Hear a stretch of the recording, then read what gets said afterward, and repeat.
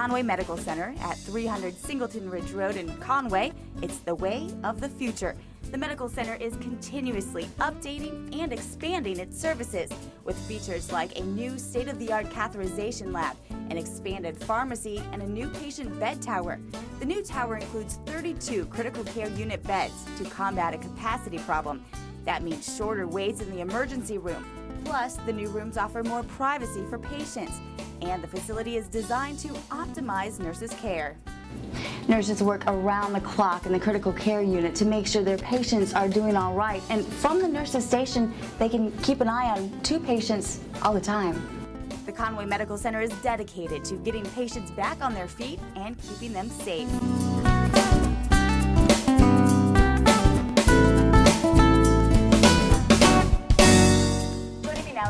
Wilford, the Chief Risk Officer here at Conway Medical Center. Now, the first thing I notice is how large these new patient rooms are. Exactly. There's a good reason for that. We've discovered with our smaller rooms in the past that we had trouble with patient mobility as well as staff mobility. Those rooms get really crowded when you get a lot of equipment in there. Patient beds are much larger than they used to be. There are IV pumps and all kinds of monitors and that kind of thing. And when you get that much equipment in a room, lots of cords, it gets really difficult for patients to move around as well as for the staff to move around.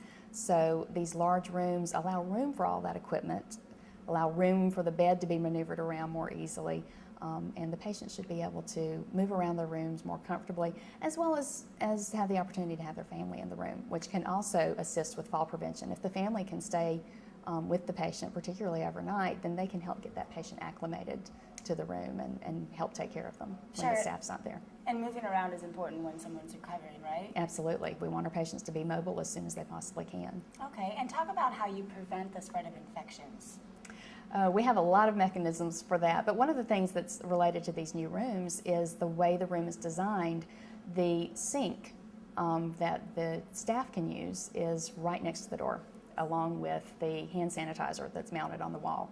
So the staff don't really even have to get very far into the room before they have the opportunity to wash their hands or use some hand sanitizer.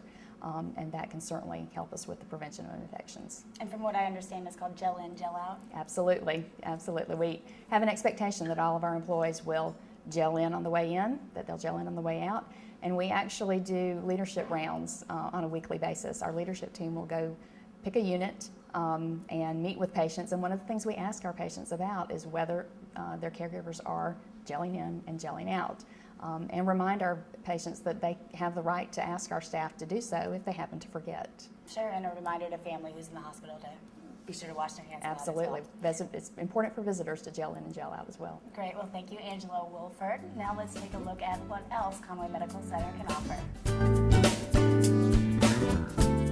This is the nurses' station in the surgical care unit, and if you notice, at each one of these hallways there's a monitor where the nurses can check the vitals of the patients down the hallway just by looking up. In the hallways, you'll find plaques in honor of those who have donated to the Conway Medical Center Foundation, which helped fund this expansion project. The Conway Medical Center, serving the community's healthcare needs at 300 Singleton Ridge Road in Conway. Next Monday, we'll hear from Conway Medical Center's Chief Risk Officer, Angela Wilford, again about customer service initiatives.